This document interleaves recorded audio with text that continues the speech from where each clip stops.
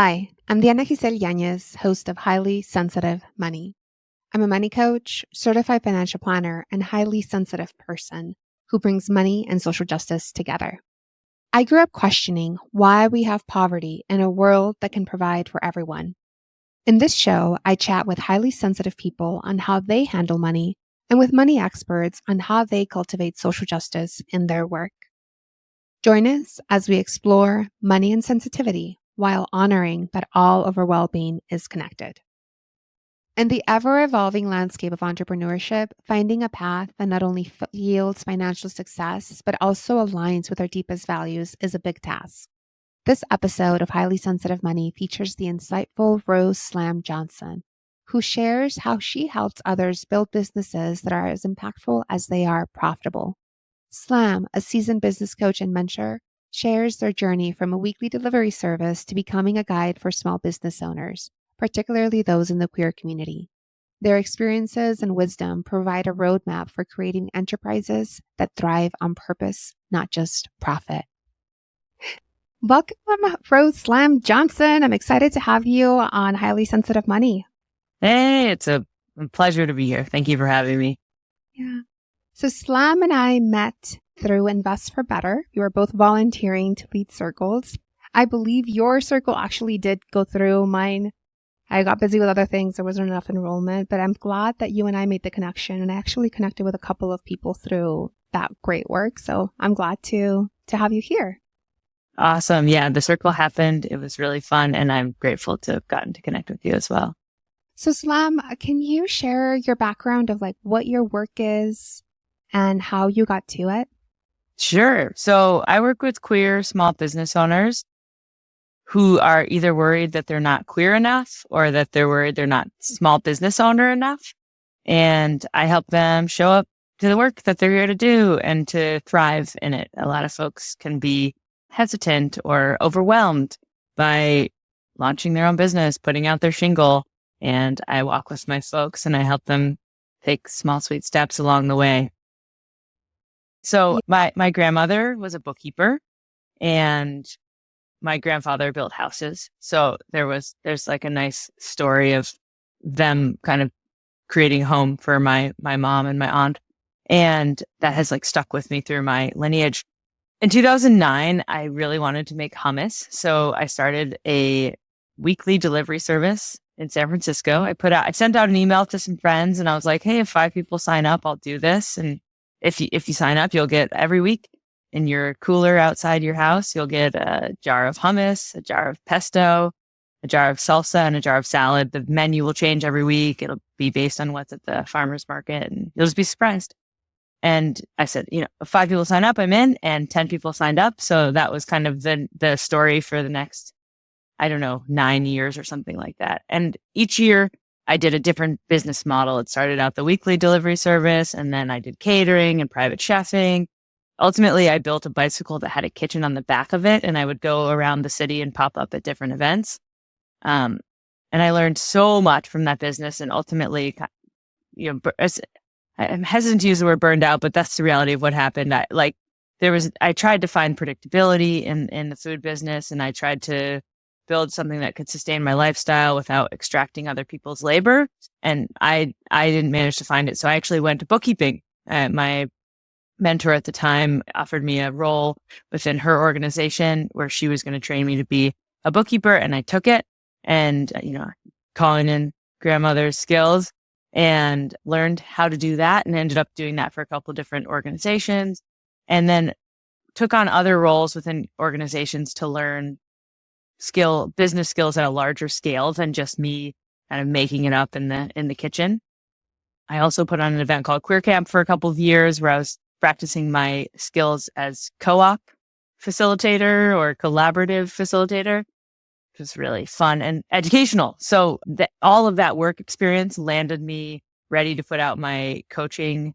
Well, actually landed me really resistant to put out my coaching shingle. But I took it's 4-day coaching training the weekend of Shelter in Place 2020 and was like, not going to be a coach. I didn't want to be, I don't like the term coach. I was like, I can't admit that I dare claim it, but I got these amazing skills that totally transformed my life.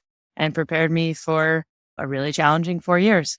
And so at a certain point, I decided I was willing to be a coach. And that's some of the experiences that helped me be with my clients today.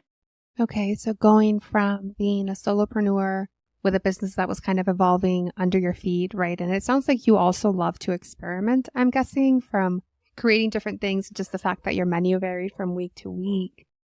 I'm curious, what do you bring from the larger businesses into small businesses? And I remember last time we talked, you said you're not focusing so much on solopreneurs, but people who are like a team of 2 to 5. Is that correct? Yeah. When I first started, I was working with people who are just like brand new to the scene. And of course, as my expertise has expanded, I've started working with larger teams and started working with either folks that are in co-ops or with business owners who want to empower their employees so that they have a wonderful work experience. Because that's very different than a business owner coming to me and being like, I need my employees to be more productive. I usually don't answer that call.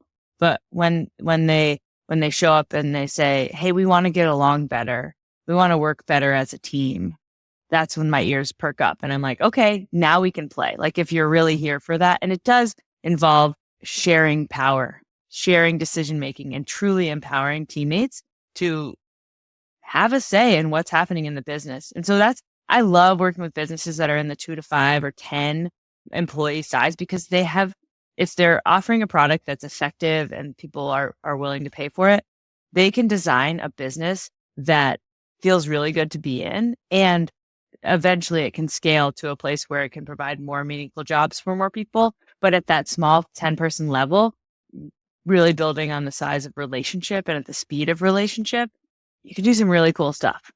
And you can nourish some families, and you can really satisfy some customers and get some really good work done. And I remember hearing somewhere that the majority of employment actually comes from small businesses. That's right. Yeah, it's a huge industry.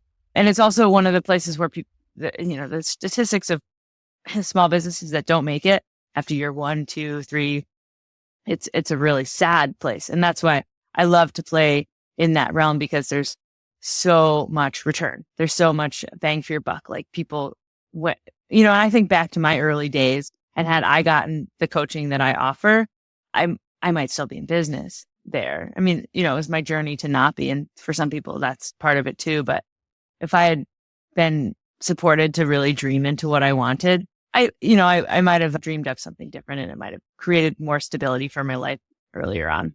Okay. And going back to your work with larger businesses, I wonder what are the things that you bring into small businesses and the things that you definitely do not bring in. Yeah, I was thinking about this recently. Twice a year, I kind of map out who I worked with for the past half the year and what results they got. And the 3 things that I saw really showing up this past first half of 2024 was folks that were creating or refining an offering that either needed to be clarified or marketed in a certain way or priced in a certain way that like really helped customers come in and enjoy it. Folks that were hiring and were like, I don't even know how to hire somebody, and help them get the job description, the onboarding process, and really help them cultivate a beautiful experience on a team. Or they have a team that's like kind of there, but not really there, and helping them kind of engage their team members so that they're like showing up for work in a really satisfying way, taking pride in their work. And then the third zone, which is probably more of why we're talking, is really helping people with their financial clarity. People that are brand new to business, people that have been in business for years. When I tell them what I do, they're like, oh yeah, all my receipts are in shoe boxes. It's hidden away somewhere. And I get that. That's where I would keep them too if I didn't know how to deal with them, right? And so that's one of the places where I've really been seeing a lot of transformation, because when somebody is sitting with somebody else and they're doing a hard thing, such as looking at their finances or tidying it in a certain way or making a decision based on data that they finally have built up to a certain level that they have accurate data, which those 3 steps are intentionally in a certain order, right? Like you have to tend to the data, then you have to organize the data, and then you can actually make a decision based on it. But really helping people make great decisions for their business based on what's true about their finances and what they actually want. And I think that's where folks get, either one of those can totally throw them off. One is like they don't know their numbers, and the other is like they don't know why they're doing what they're doing. And they're just doing it because they think they should, or because they're competing with somebody else, and they're just like feeling the pressure. And the reality is like you can build any kind of business you want for any reason, as long as it serves you and the people you care about. But you're going to need to know your numbers, because you're going to have to, like businesses only exist if the energy going out matches the money coming in. Right, definitely. You want to figure out a way to get to profitability. And I'm curious about worker or like employees who want their workers to feel better in their work. Like, what are some of the places that you start there? I've been working with a construction company for the past 4 years, and in the last 12 months, we started doing more staff retreats. And the first one we did was just with the leadership team. And they're like a 10 or 12 person team, and they've got 5 folks on their leadership team, and 3 of them are in the office, 2 of them are on the field, right? So it was a process of really working with the 3 folks that tend to work in the office and who are calling forth the retreat and being like, why are we doing this? Like, what's the purpose of this? What do you want to achieve from this? And supporting, instead of coming in and being like, here's why you should do this and here's what you need to achieve, like really looking to the leadership team to declare the purpose of this and supporting them and articulating that and kind of going through the process of collaborating upon it. Like, well, why, this is why I want to, but why do you want to? And like really pulling that forward so that when it came time to invite other people in, it was a really clear invitation. And so then, yes, there were the 2 folks that hadn't been a part of that process. I went and connected with them to make sure they were ready for the process and knew what was going to be asked of them. And then we went through the 3-day alignment process where everybody, created structures and relationships that them to continue to work well together, air out some of the grievances, and make a path that feels good. And people understand why they're getting up early and leaving their families in order to do this, not just for the paycheck, but for themselves, for something bigger than them. Yeah. And that's, I imagine, like setting culture, it's not like a once and done, right? You've figured out maybe where you currently are, or those grievances, what the path is, and then teaching people how to continue to stay in that conversation, how to continue to stay present for it. Yeah, that's right. My friend joked because her brother is in construction, and she was like, my brother's construction staff meetings are at the bar, and they usually involve fist fighting. So this was like a totally different cultural experience than people had been a part of already, just by having a 3-day weekend that involved conversations, let alone involving visioning or setting goals or any sort of personal reflection. But then, so we did kind of carry on, and we did a 6-week book study with some of the leadership folks, the ones who wanted to kind of engage more in business culture. And then we actually did an all-day staff retreat where we brought on, and this is a bilingual staff. There's not necessarily the same background experience. And so we came together to have those conversations slowly, with attention, without the pressure of like a deadline, which is so often the case in many businesses, especially construction. And this is all because the owner is willing to create space for people to thrive at work. And this is what I'm saying. If the different owner came to me and was like, no, I just want them to hammer out nails faster, it's like that's not a thing that I do. Good luck. But if you want to like have really strong relationships at work, even in environments where that's not traditional, so that you can build better houses and have happier customers and do bigger projects, like I'm in for that. And that's what's essentially happened for them. That company's been able to take on much larger projects than when they started out, because they have the resilience of a team, and they have the communication, and they have the cultural pieces to navigate. That's so interesting, because most of the time when we think of businesses, we think they're as extractive as possible, and that's the way that they get big, right? But I'm hearing you say that it's possible to work in a very different way. And I wonder why that way is not the norm, if it's more satisfying for everyone involved, right? I'm thinking of like B Corps, where it's like for benefit of the people, the environment, the greater community. By people, I mean like the people working inside the business. Yeah, I wonder if it's just profit motive is much more efficient. I don't know. Do you have any thoughts on that? Well, David Graeber, Debt, the First 5,000 Years. I've heard of it. Yes, I've heard of it. highly recommend that book. And I'll just give a quick reference from it in that he shares a wide range of economies that existed in our time past and that currently exist today. And so I will just make that claim that there are a lot of different ways to do money historically and modern day, including how to run your business. And so, yeah, I think there is a strong collective story that corporations do X, Y, Z, and this is what they do with that basically accrued power. But I do not think that that is the essence of small business, nor do I think that is the essence of how our economy should be run. This is the whole local movement is around, this is the movement against monocropping. This is getting back to the commons, right? Where a lot of small industry is how we keep the main street alive. It's how we keep families thriving with pride because they are contributing towards a high quality good that might cost extra, but lasts a long time because people are in a relationship with their clients. They're in relationship with their team, and they are in relationship with the earth. And there's an ecosystem that is far more richer and diverse than what we are told is the most quote unquote effective or efficient way. It's like for who and for how long? It is so clear that this is not sustainable the way that the extractive or profit first economies or businesses are run. Nor do I have any interest in participating in it. And if you ask anybody, they don't want to be paying those bills. They might do it, but they don't want to be, versus going down the street and buying produce from the farmer that I'm just so happy to just give them all my money because it feels good, right?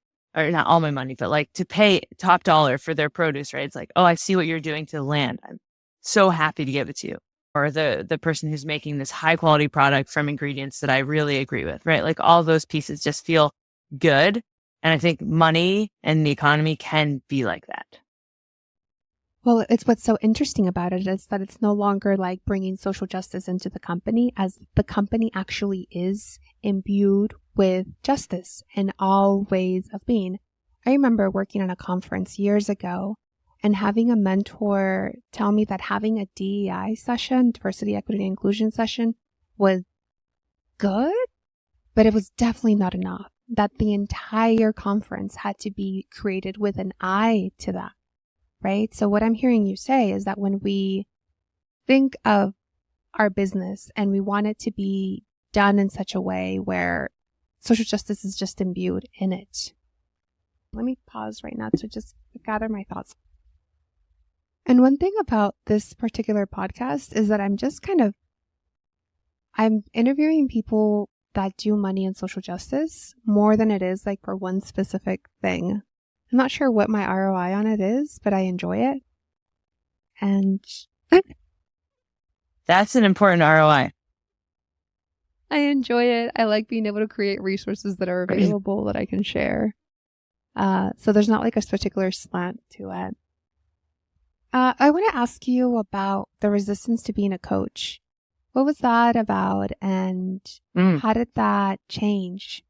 Yeah, so I talked about how my clients are worried that they're not queer enough or that they're not small business owner enough, right? And I've had to face that myself too. And I think that was part of what came up for me when I was doing my food or my food business, or when I was running a summer camp for adults. Am I enough to be doing this? And I think that was, I think I have two resistance to the term coach. One is that it's an industry that's totally not controlled, and there's just it's totally an emerging platform, which I care less about these days, because I do think that you know if somebody's going to help you and you work with them, and I will say, if you're talking to a coach and they're pressuring you to buy, or they're get away, that's not coaching, that's manipulative sales, which shows up in a lot of different places. But I've figured out how to navigate the field in that way. And I think then the other piece is oh my gosh, how could I be somebody that dares to support somebody individually, helps them tell the truth, coaches them towards their best position on the field. And I think because it was, I wanted to be a leader from a very young age, and that experience of being queer as a kid, kind of told me that I had the experience that helped me formulate the story. that I was unqualified because the world does not support, 7-year-olds being camp counselors. They're like, no, you're a camper. That's all you get to be. Instead of like the dreamy world. It's like, oh, you want to lead a workshop? Like, can I help you? Like, which I've been to camps like that where kids of all ages get to lead whatever they want to lead or participate in whatever they want to participate in. And that's like the dream that I've had for the world. And I think that would have been a lot cooler for me to grow up in. So, all the stories that told me I couldn't be a leader because of X, Y, and Z that I think so many of us face, which I think is like a key hindrance to social justice, like existing and not being a thing, like stopping being a thing we're talking about and start being the thing we're living, where we live in a just world, that we treat each other with care and dignity and respect, is that we got this messaging that we're not enough, that like anything you want to do is like inappropriate or incorrect. And I think queer people kind of got that the worst because your sexual identity, your sexual desires, like illegal, inappropriate. Like, what do you think that tells a kid about themselves, So I've had to overcome that myself and like work at it all the time. And I know queer folks are always, I can't speak for every queer person, but there's like a certain call towards being confident in my identity of who I am that is required to do this work. And so I was afraid to dare to claim that I could do this work. And then I realized, oh, I get to do this work in this work, right? I am called forth when I work with other people to help them be more confident, to love themselves. Like, oh, I get to do that with myself at the same time. Like, this is great. Like, this is amazing. What a blessing and a gift. It makes me think of like we teach the thing that we need to teach ourselves, that we need to learn ourselves. I know for myself as a money coach, somebody who also I work a lot with what is it to have enough, especially with my high net worth clients who are redistributing a lot of their assets. Because as like a child of immigrants, you're always trying to get more and more and more and more. And it's like, well, why? Right? Like, what is this push towards hoarding? Okay. So you talked a little bit about your background growing like through your grandparents, but I'd love to hear like what was the financial background of your childhood? And do you see any of it continue to impact the work that you do today and how you work with clients or maybe the clients you choose to work with? Sure. So both my parents grew up in Detroit and they had very little money. Their parents had come over, have Jewish history, lineage, and they had landed in Detroit. There were some family members that had been in the US, but predominantly came over. Things were not looking good over there. So the family headed over to the US. And my understanding is both my parents were raised pretty working class, but and both of my parents' dads got sick when they were young, when they were teenagers. So that had an impact on the family's economy. My dad's dad was sick, but was able to live for a long time and was creative with how he was able to work from home through like a telephone company answering the phones. My mom's dad was not so fortunate. He passed away, but because of the business he had built, I think they were able to have a place to live. My grandmother was a bookkeeper, so I think she put those skills to work. And my mom was able to pursue her academic career and interest. My dad was too, and that is how they ultimately met. Then they both went on to be academics. And ultimately, my mom's career is what like took my family to multiple different states in the US and had the experience of climbing the American ladder, the bootstraps, because her academic career her positionality was improving with each move. She was and still studies the cybersecurity and privacy, which is like interesting right now, especially, right? There's like her content, what she'd been studying is like really at the peak of the conversation now. She's attempted retirement a few times. I think she's actually like fully retired. But it was so cool too, to like watch this woman be the breadwinner of a family and stand up for herself in a work environment that's generally biased towards white men, like many work environments. So she was navigating that. And our family was able to create more financial security with each job pivot that she made or each role. And how does that impact the way that you see your own career progression, or how did that impact the way that you manage money as a young adult? Yeah, it's a great question. I mean, I think I really renounced wealth when I did go to college and I was fortunate to graduate without debt. So it was like easy to renounce wealth to a certain degree. And I was like, I do not want that path. I'm not career driven. I want to like go meet the people. I want to experience the US. I was an environmental educator. I want to like live by my means and really be with the environment, be camping for pleasure, cooking my own food. Like, somebody told me the best way to increase your income was to decrease your expenses. So I was like living off of as little as possible and enjoying it. And so when I started my business, I kept the same mindset. And I still keep a similar mindset. I know that there are a lot of people out there that are like, no, you got to spend money to make money. And I'm like, sure, you do when it's like the right investment. But I'm pretty cautious when it comes to investing large sums of money in things that are not clearly the right path. And so I do a lot of work to make sure that it's the right thing for me and that's going to take me to the next level to where I want to go. And I do the same thing for my clients too. It's so compelling. If you scroll anywhere, they're like, I don't know about what they're pitching you, but you're a coach too. It's like, you can make $100,000 in a month. If you just give me $5,000, I'll show you how. And it's like, well, I know how you get your $100,000. Like, that's not how I want to get mine. And so that's been my path, is like really stay light footprint, as light as possible, but step where it matters to step and make a big difference there and empower the people that I care about, that I think are going to have the most impact on the world, and give them all of my energy and support. Yeah, I love that. I mean, when you see so many coaches, I hear that distrust of the term, because I've experienced both good and bad coaches, but it can be like, it feels like they're snake oil salesmen, right? And it is compelling. Like, our brain does want to take the easiest path to the biggest reward. But I love what you just said of having the smallest footprint, but wherever you step to have a strong impact. And I remember, so I've been self-employed for 3 years and solopreneur. And last year, around this time, I had a really bad burnout. And I went down to doing absolutely the bare minimum. And I remember in one of my journaling sessions of figuring out what's next, having spaciousness and impact be really the biggest focus of how I wanted to move, just to make the work sustainable. Right? So I keep hearing you use the word impact. I'm curious, how are ways that you help people measure impact? Because again, we're so taught in business to think of profit first, right? Like, how do I measure my quality of life? What does that even mean? Yeah. How do I measure my quality of life? So I did a similar thing in year 3 of coaching, where I was offering groups and 3 different groups in a year and different 2-day workshops and all these different ways to have coaching. And I totally burned out and was like, okay, what the heck is going on? And I looked back at what was giving me the most joy, what was having the most impact, and what was bringing money into my business. And if there's any coaches out there listening, for me, it was one-on-one coaching. And I was like, oh yeah, there was that advice I ignored a few years ago that was start with individual coaching. When you're full, start a group. When your group's full, start a membership. And it was like, oh, I totally ignored that and just tried to do everything. Oh yeah, that makes sense. And I exceeded the energy output that I was willing to distribute.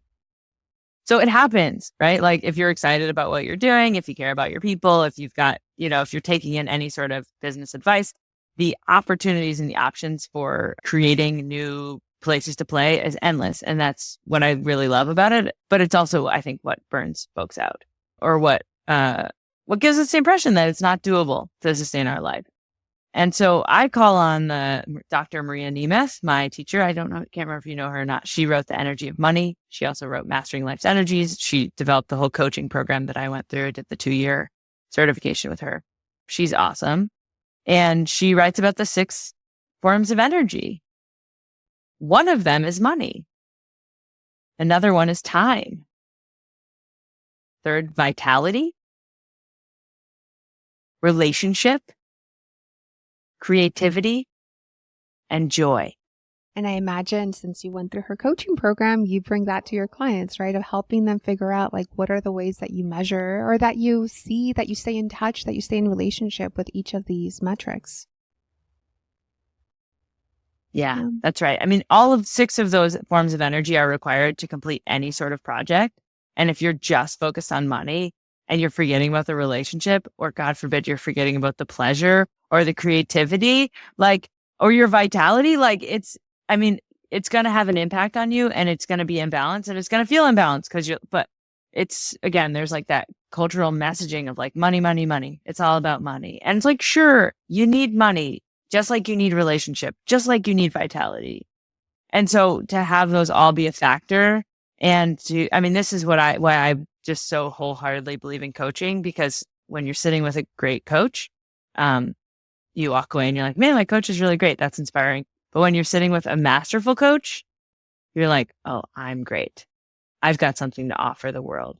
I'm going to show up fully for this with all six forms of life's energy enrolled, so that I can be really true to what I'm here to do and who I am and how I can be a difference, how I can make a difference in this world. Because we need y'all. We need everybody listening to this podcast, no doubt. And there's a lot of dismantling of our brains that is required. And I think coaching is one of the strategies to really dismantle your brain from that messaging of you have to do it alone, you have to do it faster, and you're just not doing it as well as so-and-so next door. Yeah. And whatever you do, it's not enough, right? I want to repeat what you said of like being with a masterful coach. You walk away thinking, I'm great and I've got something to offer the world. Just like that self-empowerment, like that upward cycle that can happen when you have the right form of support. Yeah, that's really beautiful. Another main part of this podcast is for highly sensitive, right? And highly sensitive people it's about 20 to 30% of the population, depending on how you measure it. Are you familiar with the term, or what's your familiarity with it? Oh, yeah. I once hung out with a friend of mine who's a coach and a highly sensitive person, and we had spent the week together at a camp, and we were kind of recovering at her house the next day, and she handed me the list in the book that was like, here's, I don't know, 15 things that would make you highly sensitive. And I like read it and I was like, I don't think that's me. And I handed it back to her, and she came and sat next to me and pointed to each one and pointed out how every single thing had happened to me that week. Like, I remember I was playing soccer and I hurt my ankle. She's like, it took you like days to recover from that, like one little injury you had. And I forget the other things. And I was like, oh, okay. And so from then on, I've been really letting myself be highly sensitive. And it's so how long ago was that experience? And I'm curious what changes you've had. And I'll share, like, the first time I heard the term, I did not want to be highly sensitive, because the word sensitive to me was like feminine and weak. And like, that was not going to get me to where I needed to be. But it took a client asking me or telling me that people like us that worked with other highly sensitive people. And it took another person that I was going through a coaching like, it was like by the third person, I'm like, you know what? I think there might be something here. But yeah, I'd love to hear your experience of it. Yeah, I think this has just been like the journey of like being worried, of so many folks being worried about if they're queer enough, right? Or like neurodivergent enough or trans enough. And it's like, I've really learned to like let identities serve you in the way that they serve you. And if it leads to more compassion or more rest or more aftercare, like whatever you need in order to like get through a tough moment, to really let those identities be a part of your experience. Now, if it's like, I can't go there because I'm an HSP, or I can't go there because I'm neurodivergent, or I can't do this thing because I'm X, Y, or Z, I would definitely encourage you to check that out. But also, you know yourself. And so I think identities are really helpful for creating compassion and understanding, and to create a time horizon. So if I'm working with somebody, and they don't have to be HSP which highly sensitive person, right? They don't have to be that to be struggling with a time horizon, right? Like, they're like, urgency. I need this to be done today, tomorrow, whatever. Like, I should be done with this yesterday. I think that can come up in a lot of different contexts, but creating a space that really lets the person be truthful about what's happening and what they need in order to continue to move forward without running themselves ragged, I think can be a really helpful piece for anybody that's giving themselves too much pressure to be different than who they are.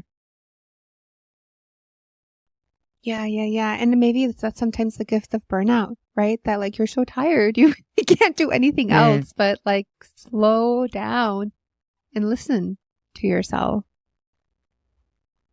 Yeah. And I've also heard that like urgency is a sign of like white supremacy culture.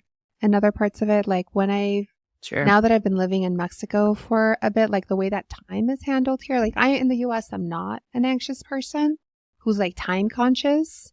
And then when I'm here in Mexico, I am the like time conscious person because just the culture here is so different, which I find really enjoyable, but it's still like a learning curve in many ways.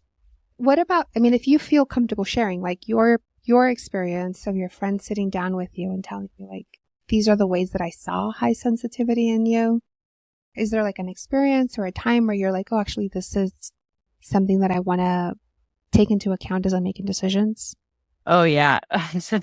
I've been part of my coaching journey included doing a course called Give Yourself the Love that helped me show up for my first date with my partner in a totally different way and has helped me show up in that relationship with 5+ years now.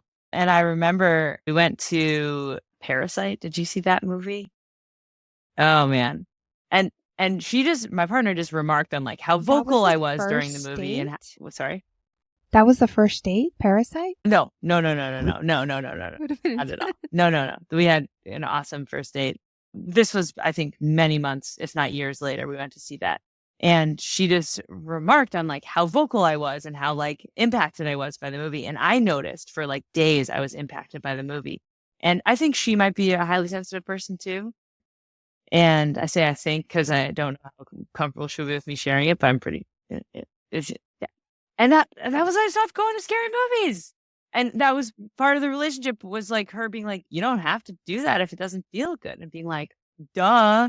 Like, of course I don't, I mean, it was like this thing that everybody was watching and I wanted to didn't be hip on the pop culture until I was like, why? Like the impact on me was so not worth it. Like and that was part of the journey of like, oh, I don't do things that don't serve me. And I stopped like staying out late. I mean, at a young age, right, like 22, 23, I stopped drinking alcohol because it stopped serving me, right? And so there were like many times, there were waves of that in my life where I stopped doing things or started doing things like 2013. I remember I had a thought. I was like, oh, if I want to have a daily meditation practice, that's going to happen every day. Well, I guess it should happen today, right? So then, and I've just done that every day since then.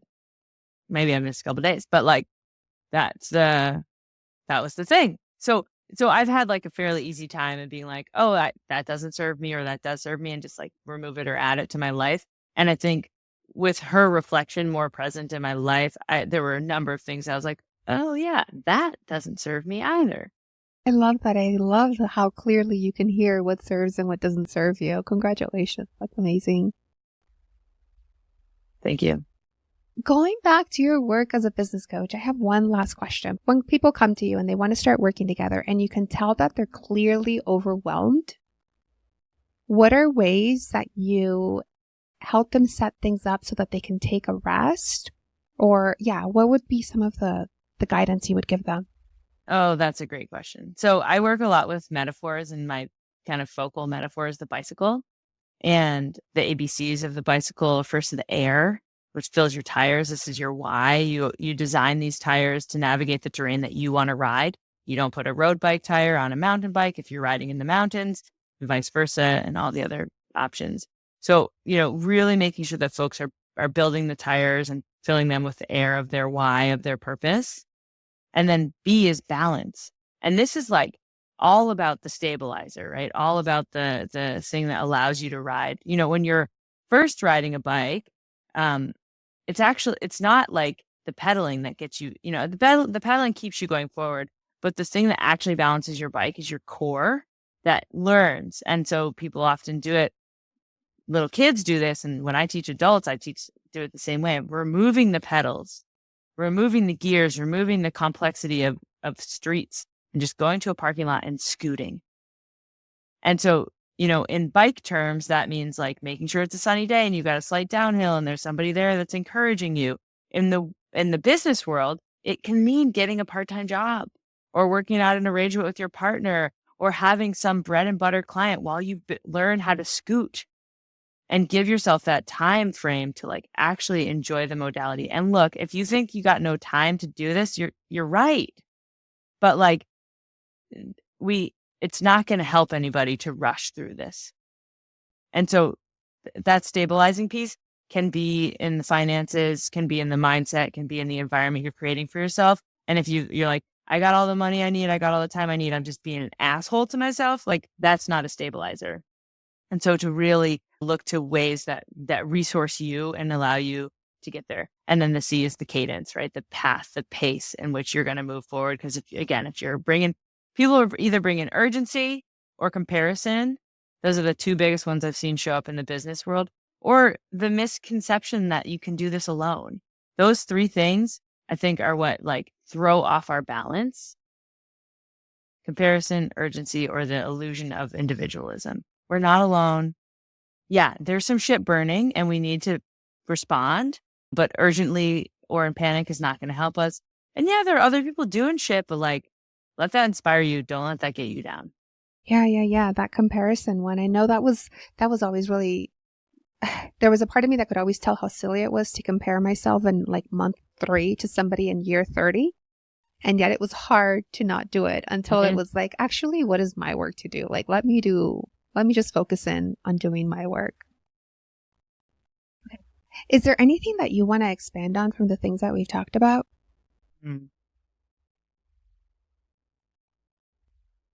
I mean, it's such a delight to be talking to another person that is clearly bringing their heart and their empowerment opportunities to the platform, bringing your voice to the conversation. And I think that is a great model for what is possible. Actually, this is something I heard my mom say once. She was speaking in front of a group, and I can't remember the exact words, but there was a group of people that were disheartened because they hadn't been invited to the table for a conversation. And the message that I got from her was like, build a new table, invite who you want, like start the table, start the conversation. And I think in these times with the level of messages that are happening, you're going to have to put effort in to break through the noise. But if you do it with your heart, if you do it with people who you're aligned with and you do it consistently, you can build this table and you can bring the conversation, and you will find more and more people that are aligned with you, as I have. And as I would love to connect with you, whoever's listening, like to continue the conversation and to bring more compassion, more love, and more bravery to the scene as we are facing, I mean, I don't know when this is going to be published, but like a pretty trying election in front of us. And hopefully it is, still in front of us and people hear this and feel empowered to go and knock on doors and call people and like make this thing happen. And if it's afterwards, like hopefully you're celebrating with me and there's like some beautiful new tomorrow here. But until then, and until we build that table and step up to the table, we will be facing the old stories that have been here for not that long, but longer than my body has been on this planet, long enough to influence my head. So like, let's change those stories. Let's change them together and let's bring fun and love to the process. Yeah. That's all I want to say. Thank you. It's beautiful. Thank you. And thank you for reminding me, like showing the mirror that I do love doing what I'm doing. I do. And I think that's such a big part of it, of yes, build your own table. And if you can figure out a way to build your table where you're being motivated by love and giving, and you're not burning yourself out, like you really are building a new table, right? Martyrdom is not sustainable by far. Well, thank you, Slam, for sharing so much about what you do, sharing your process and coming to where you are with your business as a business coach and from all the places that you've been in before. I know at the beginning of the conversation, you mentioned there's some new things you're brewing. So I'd love to hear about that and who it's for. Yeah, totally. Well, part of the way we're building the table together is having queer small business owners get together in a couple of different capacities. There's some free meetups. We do both online and in person. The next online meetup is November 14th at 12 p.m. Pacific. So that's coming right up. There's a registration. I'll make sure everybody has the link to that. We have an hour together. I facilitate people doing a little intro. Then we do some breakout rooms so that the introverts are a little bit happier. And then we do requests and offerings where we build the community through sharing resources. I'm also going to do some free workshops coming up November 21st and December 12th. I'll make sure you all have the links for that too. It's on the ABCs of building a business from your heart. So helping folks align their business with their heart, find the balance, and find a cadence. Those are the ABCs, right? The cadence or pacing that works for them. So that's coming up. That's going to be really fun. And all of that leads up to the Queer Meaningful Business Approach, or the Queer MBA, which is going to be a group program launching in January. And I am super stoked. We're going to have up to 4 different pods, 4 to 6 people that get together every other week. There's going to be learning modules trickled throughout the 3 months that we're together. And we'll have like a Monday morning stand up where everybody can come together and meet each other and either do co-working or ask questions, kind of whatever's alive at that point. I'm actually running a beta test right now, and we've got 6 queer small business owners hanging out, and it's just so cool. We're learning together. I'm doing the group coaching, and folks have showed up with these like amazing businesses, and they're bringing their heart and their questions and their challenges, and they're supporting each other. And it's really special and beautiful. And I'm just so honored that I get to build this table with the folks that I get to play with and get to sit at it and be nourished too. That's incredible. That's incredible. I know I read, I think it was in Atomic Habits by James Clear, that when you want to create something new, the best way to get there is to join a group of people who are doing the thing that you want to do. That's So right. Yeah. And as I've said before, the folks that are coming in are worried they're either not queer enough or not business owner enough. And then they come and we are together and we build that confidence, and folks walk away feeling enough, knowing enough, being enough. And it trickles through to their businesses, it trickles through to their families, and it lasts within the community and the connection. that's beautiful. So powerful. Well, thank you, Rose. Thanks for sharing those resources, and we'll make sure to link everything up. Thanks so much for being here. Thank you for having me. Thank you so much for joining us on this episode of Highly Sensitive Money, where we delve into the intricacies of money, social justice, and personal growth. It's been a pleasure to have Slam with us, sharing their insights and experiences as a business coach who champions the cause of small business owners. Their wisdom on integrating social justice into the very fabric of our businesses and the importance of creating a supportive environment for highly sensitive individuals has been both enlightening and empowering. As we wrap up this episode, I want to thank each of you for tuning in. Please join us on our next episode where we'll talk about money, social justice, and the challenges of being a highly sensitive person. If you found today's discussion valuable, please consider sharing it to help us reach more people. Thank you.